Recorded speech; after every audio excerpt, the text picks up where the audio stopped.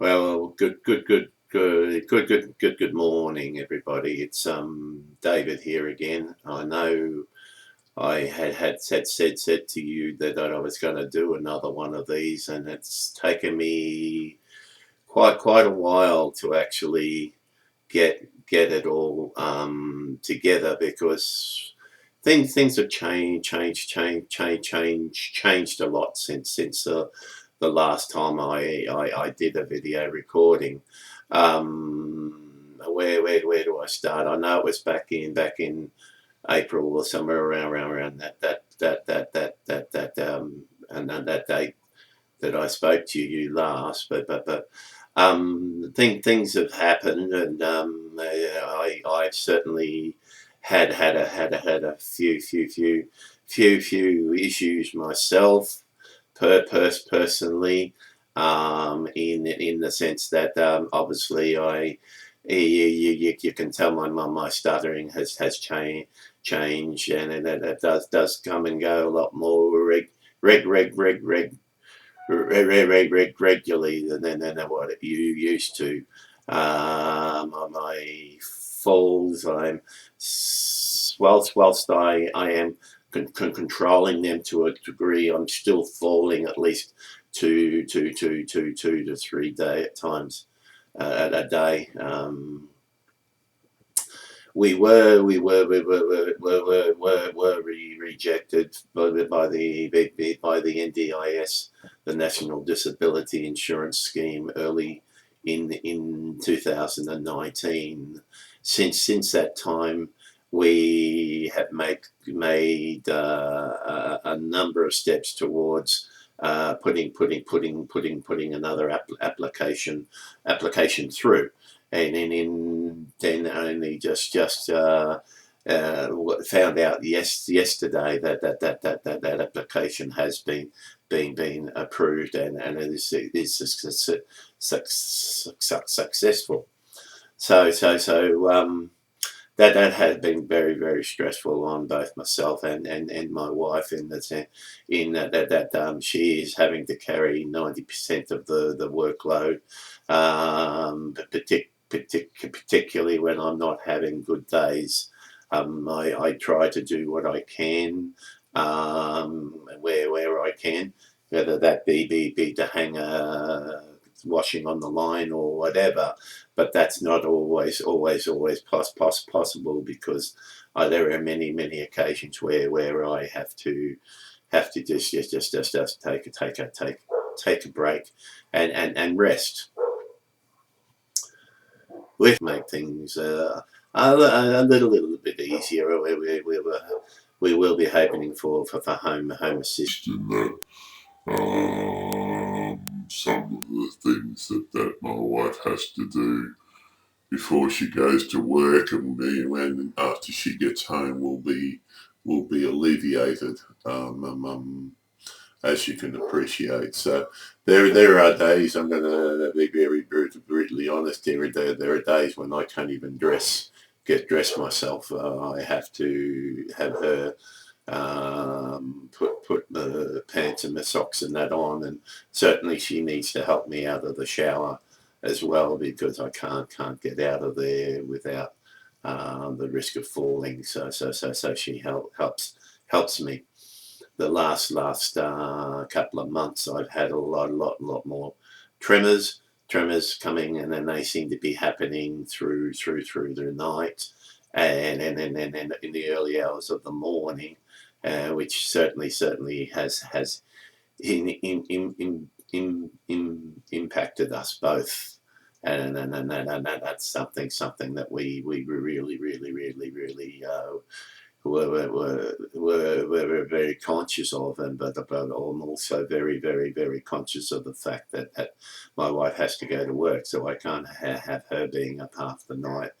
On many occasions, I'll actually get up and walk out on a walk, but sort of get myself out of the room with the help of my walker or whatever, and then let her sleep there, and I'll go to the spare room or go out in the lounge room, where I've got a very comfortable armchair which I can lay back and sleep in. But yeah, no, and I just say hi, let you know that we're doing okay, whilst it may not seem that way. Yeah, they're a lot worse than me out there. So yeah, from my perspective, I'm a very um I can't say I'm pleased, but I'm also, but I'm very um now accepting of what it has happened and where what is happening.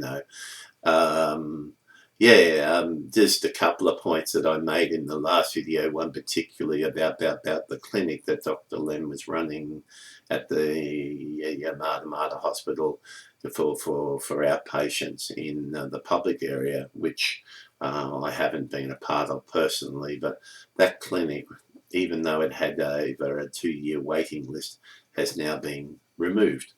The reason being that it was being funded through the hospital, and the hospital no longer has the funding for it. So all those patients that were waiting, including those that hadn't even got to the clinic at that point, have had to be dispersed out to wherever they come from. And yeah, it's become very hard for them to get the right amount of treatment, the correct treatment, because a lot of the um, um, lot of the medical staff themselves do not even understand the impact of FND, and let alone understand what FND itself is. Interestingly, that I've had to change my GP, because my regular GP, who I've been with for over 5, 6, 7 years now, whilst he's still practicing, he's not practicing as a GP, and he was the one who made the suggestion that it'd be better if I went to a regular GP who works in the same building, which is good. And then when I went to her for the first time, she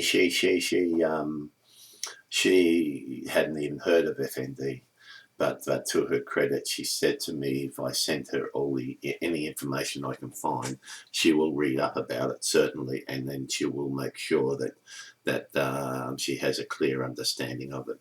And to her credit, she has done that, and then that's something that I'm very pleased with. I mentioned before that I have been approved for the NDIS. It's not the easy, simple task that it seems when you get the questionnaire online and you fill it all out. There is so much involved in it that has really taken me by surprise. And the first time we put our application in, we had the doctor sign a couple of bits of piece of paper that were there, and then he wrote a couple of things down on that, but obviously it was nowhere near what was required. So yeah, it is a task in itself to get to the NDIS. I apologise, but I've got to have my coffee as well. So um, yeah, so I did today. Today is not a long video. It's just more to let you know where we're progressing and where we're at. I certainly take each day as it comes. I'm very fortunate to have some great friends and family around who give me a lot of support. Um, or it will. One of the things that the NDIS will do is give me transport and that to and from doctor appointments, and that, which will make it so much easier not having to rely on family and friends to do that, which I feel sometimes is a real burden on them, even though it's not, because their love for me and for what I'm going through, they've always said they're there anyway. So um, yeah, there's not much else I can tell you right now. Yeah, there's a lot of things happening in the background that we've got to working through. But I guess on a couple of exciting notes, I've got some weddings coming up. My daughter and my son are both getting married One's getting married in the September and one's getting married in the November, and so that's going to, whilst it's going to be a stressful time in dealing with those things, it'll also be a very enjoyable time, and I'm really looking forward to it. But no. I just wanted to say hi, and then there has been some advancements in the FND. They're certainly looking at different ways of treatment. For myself, I'm still on the same treatment that I have been since the beginning, and they're certainly getting into a few things, a few areas of making sure that might help, and then trying to help me understand. I did have a very dark period there where I just wanted to get out, and then I wanted to sort of just run away because even though that sounds quite funny because I can't run, but I was going to jump in the car, which would even be more silly in the sense that it's no good for me and it's no good for anybody else. You have those mental moments where you have to you have an explosion, I guess is the right way to put it. Not explosion as in lashing out at anybody else, but lashing out at myself, and then literally banging my own head, and again, that doesn't do anybody any good, myself included.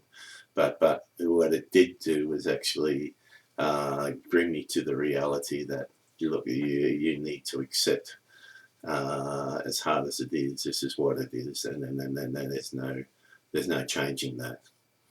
I've got 4 beautiful grandchildren, all boys, and it's amazing how much of a joy and a delight they are, and how they can actually even sense that there's something wrong with Granddad, and they will do whatever needed to pick me up, and that in itself is a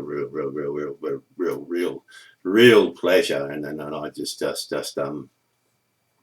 love seeing every one of them. So yeah. So from a family perspective, life is going really good. But yeah, obviously from a health perspective, we need to improve, and to just do the exercises I have to do, and then stay strong in myself. And I actually just had a birthday this week and been given a couple of big packs of Legos, so that will be good for my my motor skills, and that in the sense that your hands are constantly shaking, so yeah, having to sort of play with those little blocks, and then build things out of it. I will take much pleasure in that. It's not. I'm certainly not to the standard of Lego Masters or any of those shows that I've seen on TV. But yeah, no. Really, just looking forward to each day, just being able to spend some time there, and then as part of my therapy, I've got a couple of projects, and getting, because I've always loved wood and that sort of thing. So I've got a dressing table that I'm looking at restoring and painting, and then there's another. So there's actually 2 of them. My daughter's asked me to do one as well. So those projects will keep me busy, whilst I can only do little bits every day. It will also stimulate a lot of things that I've always loved doing. So thank you for listening. We'll probably post one towards the end of the year, but yeah. Thank you for listening, and it has been the road is rough, and it certainly has its bumps along the way, but we keep riding the bumps, and keep moving forward.